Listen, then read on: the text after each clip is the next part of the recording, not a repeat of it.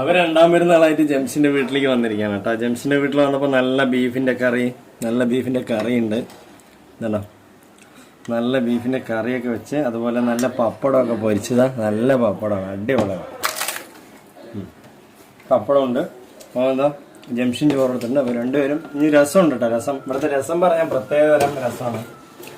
നമുക്ക് ഈ എന്താ പറയുക, ജലദോഷവും ആക്കണേ പെട്ടെന്ന് വിട്ടുപോകും. അങ്ങനത്തെ രസമാണ്, നല്ല രസം കേട്ടോ. അടിപൊളിയാണ് കേട്ടോ, സൂപ്പറാണ്. അപ്പോൾ ഒന്നാമത്തെ ബീഫ് വരട്ടിയത് രസമാണ് ഞാൻ പ്രതീക്ഷിച്ചത്. പക്ഷെ ബീഫ് കറി തന്നെ വെച്ചിട്ടുണ്ട്. എല്ലാം കൊണ്ട് ഉഷാറാണ്. പിന്നെ ജംസിന് ഉമ്മ ഒന്ന് എത്തി നോക്കേണ്ട മരുമോൻ കഴിക്കണ്ടോ എന്നുള്ളത്. മരുമോനെ കഴിപ്പിക്കാനായിട്ട് വന്നിരിക്കണം. അപ്പോൾ ഇവിടുത്തെ വിശേഷം ഉമ്മ നോക്കണം.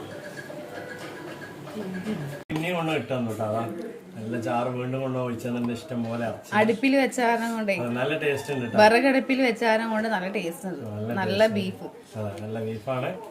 അപ്പൊ എന്താ പറയാ, വേറെന്താണ്, ഉമ്മ തിന്നുമോനെ പറഞ്ഞിട്ട് വീണ്ടും കൊണ്ട് ഇടാണ്.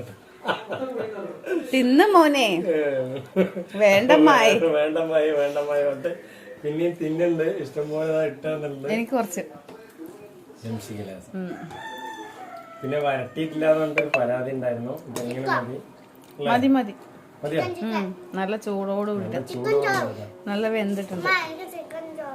ചിക്കൻ അല്ല, ബീഫാണ്.